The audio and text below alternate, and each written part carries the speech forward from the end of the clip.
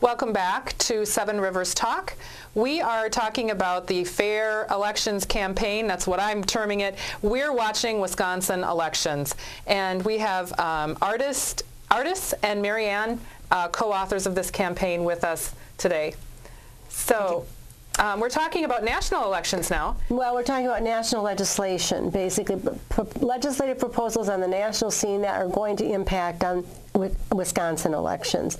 And there are quite a few of them, and I'm only going to give you a couple of them, but the point I was making before is that a lot of these appeared already in this omnibus bill, which was defeated in Madison. That does not mean it won't come back again to be considered.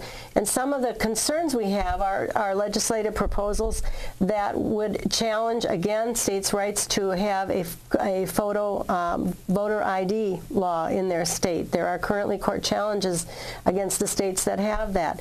There is something that was in the omnibus bill, which is called the universal registration legislation, which Senator Chuck Schumer is prepared to introduce in Washington, and it would flood our voter registration laws in this state with multiple names from many different federal and state agencies.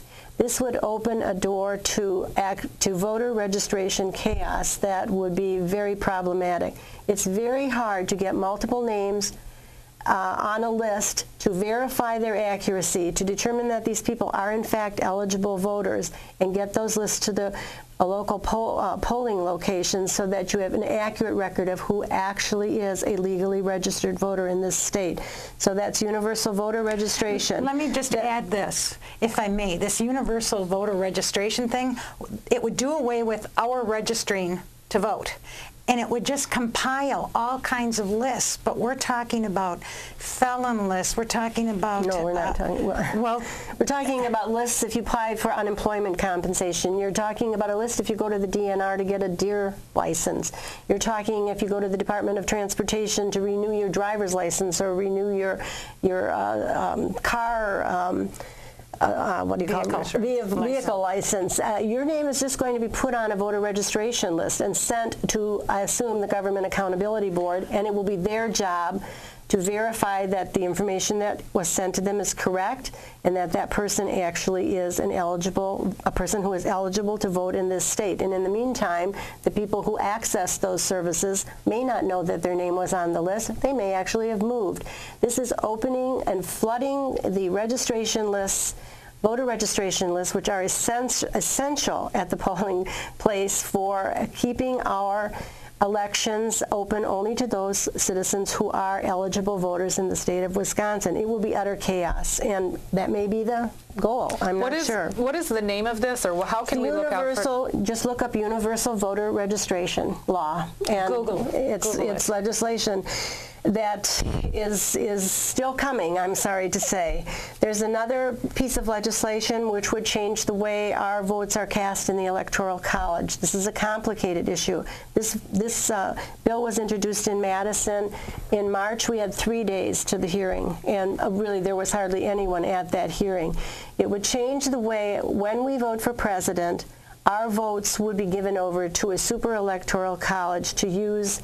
They would determine how those votes would be cast. This is not the way this has been done in the state of Wisconsin since the state became a state, and it is a very big subject that should be done with the consent of the governed. In other words, a 3-day time frame between introduction and hearing is disgraceful, really. It should be something that all of the people who are voters in this state should have an opportunity to understand and to consider, and then to tell their legislators if they think this is a good idea or not.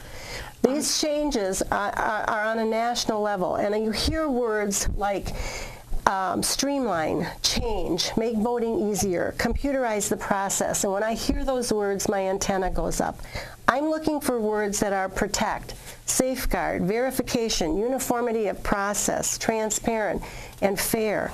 These are different philosophies that are represented by these organizations that are proposing these changes. And I urge you to ask yourself, when you hear of a change, is this change necessary? Why is it necessary? What is the problem they're trying to correct, and does the solution actually correct the problem? You need to be informed about this kind of legislation. You need to watch it, and it's takes a little bit of work to understand some of this stuff. Well, and as we mentioned before, this is a bipartisan issue. This affects all of us. It affects our nation in the future, and having elections that are fair. And open. Fair and open, and actually according to the rules of the game, which would be our state and national constitutions as well. Yes. I'd like to add one comment on the national popular vote issue. A few years ago, Hillary Clinton tried to get rid of the Electoral College so that our presidential election would be decided by a popular vote, and that failed. So they're trying it state by state, and what they're doing is they're asking each state, instead of having their electoral votes go to the candidate that won in Wisconsin, the electoral votes would go to the candidate that won the national popular vote. So it would be changing how we do elections dramatically. Well, that's concerning. I think we'd all agree. We have a set of boundaries that have been created for us in our founding documents, and certainly we need more than 3 days if we're going to jump in and try and make great changes, or certainly at the national level. So we have one more segment. We'll be back talking with Ardis Cerny and Marianne Hansen, the co-chairs of We're Watching Wisconsin Elections.